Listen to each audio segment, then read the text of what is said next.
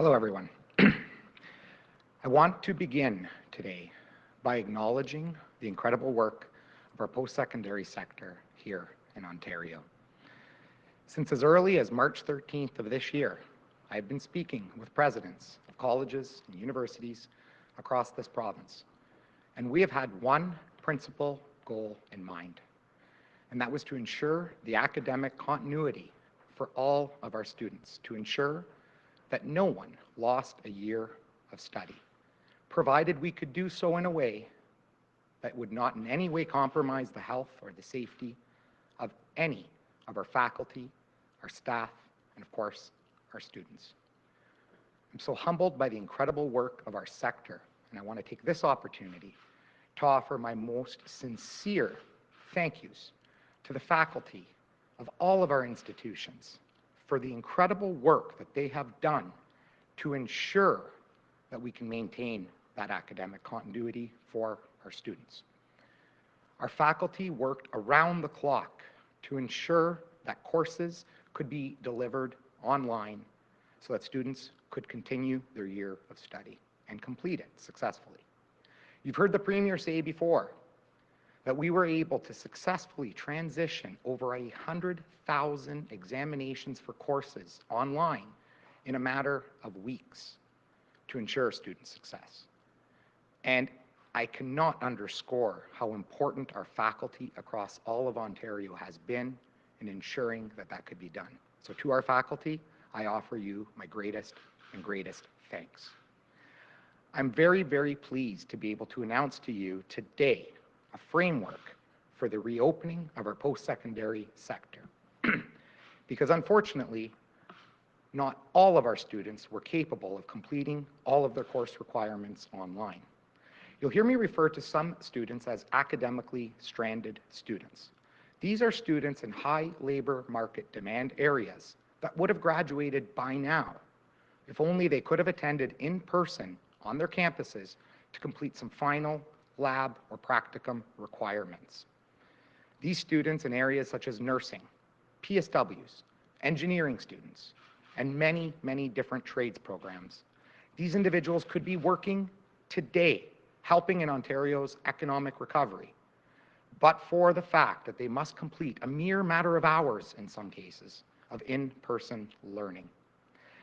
So I'm very pleased to be able to announce that we are announcing here today a framework to reopen the post-secondary sector in Ontario, and that will begin as early as July 2nd of this year, and the program would conclude by September of this year.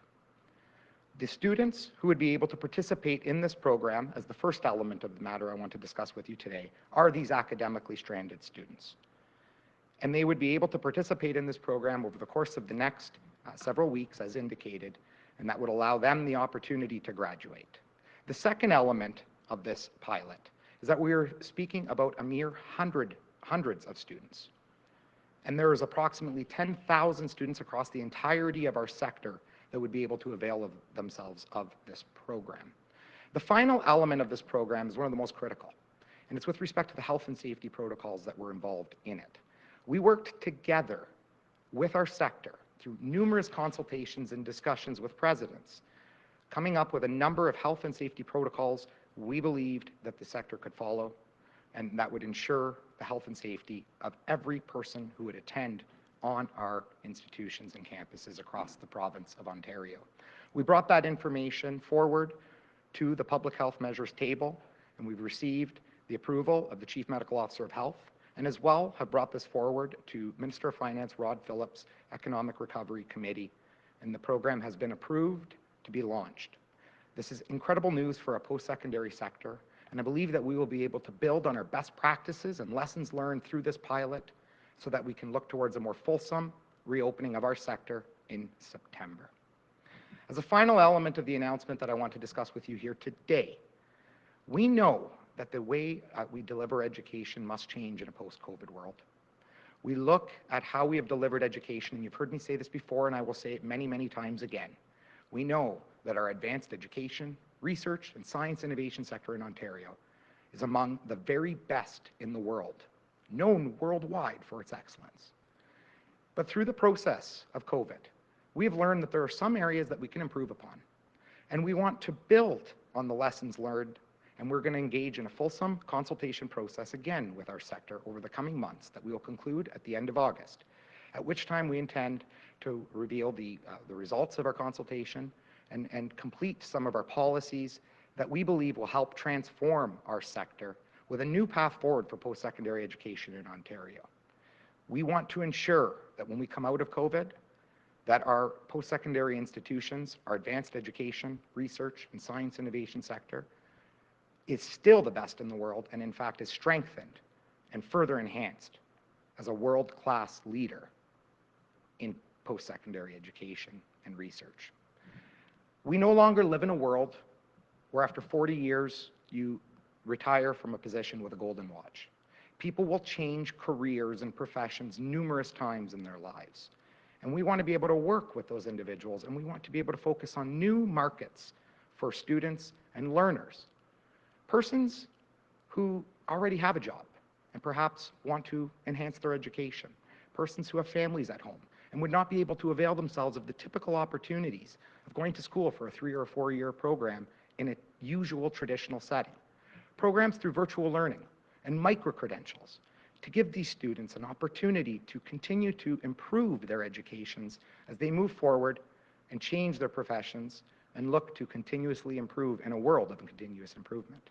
And finally, you've heard me refer to commercialization and intellectual property on a number of occasions, and I will do so again on today's occasion.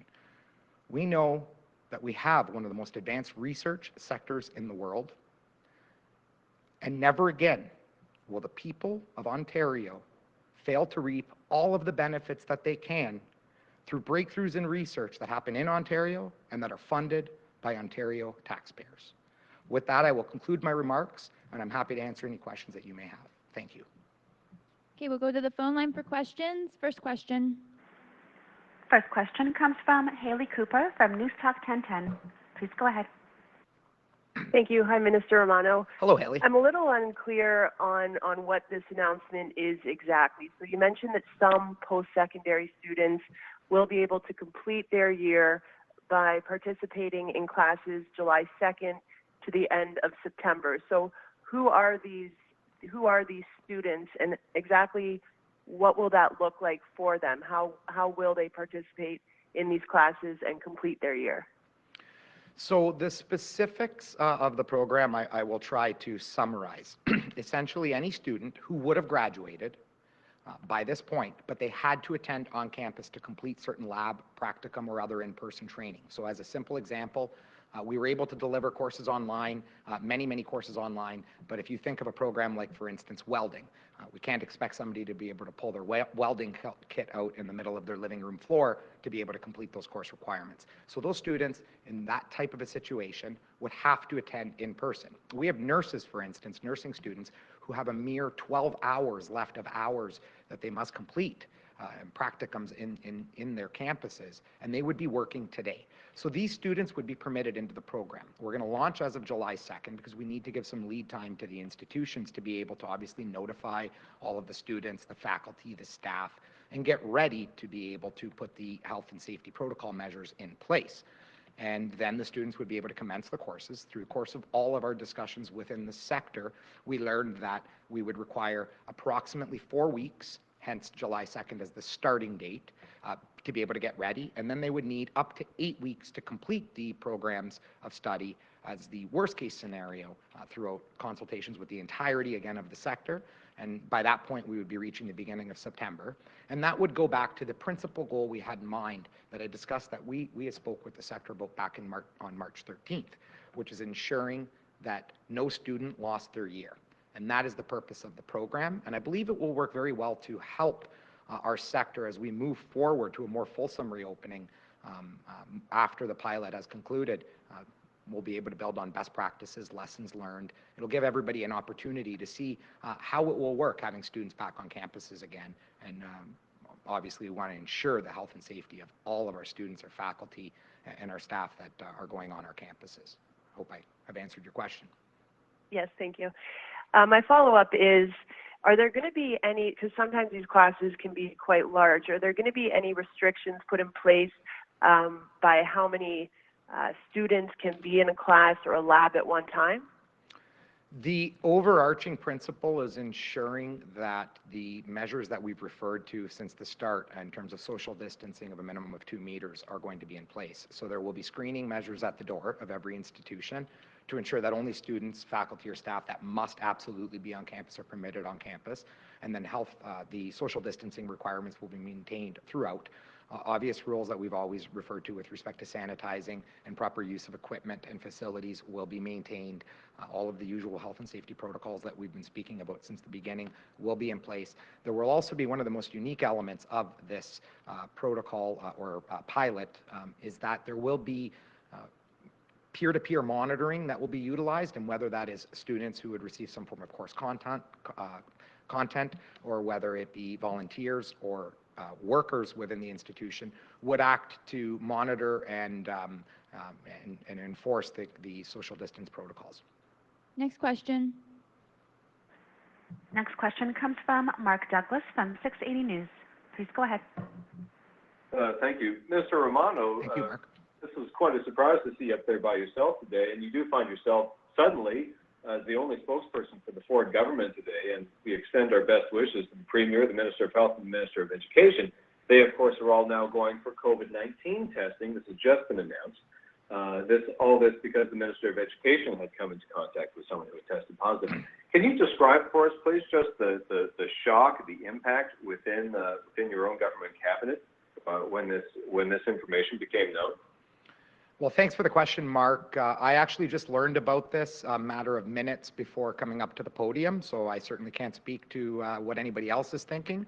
I could tell you that I know our Premier is acting out of an extreme abundance of caution, and he wants to ensure that everyone on the premises here at Queen's Park is safe, and this is simply a measure being taken out of an abundance of caution, given the nature of the circumstances that we find ourselves in. Follow up. Thank you, Minister. To your announcement then today, so this seems to indicate to me that online learning is not going to be complete enough to get a full education. You've got this special program now for some of the students who simply couldn't get their lab work done, that sort of thing. Is this going to shed some light on how you rethink, on how the government rethinks using online learning for at least post-secondary education? Is this sort of unveiling a flaw in the system? Well, Mark, I appreciate the nature of the question, and I will say this to you. We have approximately 600,000 people in our post-secondary sector across all of Ontario, and out of all of those 600,000 students, the only ones that were not able to complete their year of study and who will now be able to complete their year of study is a number of approximately 10,000. We know the movement that post-secondary education is moving in. Virtual learning is not something that has only come about over the course of COVID. This was happening even before COVID. We were working on policies around this prior to COVID in approximately the last calendar year. A number of institutions around the world have been offering virtual learning, and very advanced institutions across the world have been doing so for quite some time. In short, my answer to you is virtual learning is an additional tool that will allow us to expand into new markets. And as I referenced at the end of my opening comments, when you think of people who may want to go back to school, are they going to be able to go into traditional settings and take a 3 or 4 year degree program when they have children at home that they must continue to feed, jobs that they must continue to go to so that they can feed their children and pay their rent? But with the access to virtual learning and programs such as micro-credentials and transferability of credits that we are going to be working on, we can ensure that all of our students and all of our learners across the province have access to our world-renowned post-secondary education programs. So I believe that this is a way for us to further enhance and entrench our position as leaders, global leaders, to enhance and entrench our brand as global leaders across the world. So I hope I've answered your question. Next question. Next question comes from Mike Crawley from CBC. Please go ahead.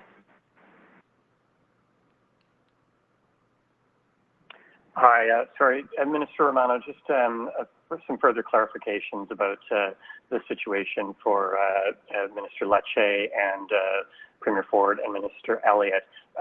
Could you tell us what you know about the situation with Minister Lecce?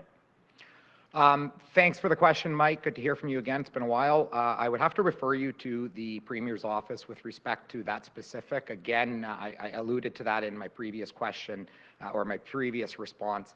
I learned the information that you've heard here today a matter of minutes before coming to the podium. So I would refer you to the Premier's office. Follow up? Okay. Could you tell us what precautions have been taken by members of Cabinet around potential exposure to cases of COVID-19? Well, I think it's fair to say that as members of Cabinet, we are no different than anyone else in this province, and we have all been following the social distancing protocols, and we all continue to do so. Washing your hands regularly, avoid touching your face when you go into public. If you can't avoid 6 feet or 2 meters of distance from other people, ensure that you're wearing a mask. I could tell you that just on the precinct here at Queen's Park, I understand that the rooms are disinfected at the end of every night and the beginning of every day, door handles, the podium, and anything that we would come into contact with. Those are the types of protocols, though, that we would expect across all sectors, and certainly are some of the health and safety protocols that are part of the program that I'm announcing here today.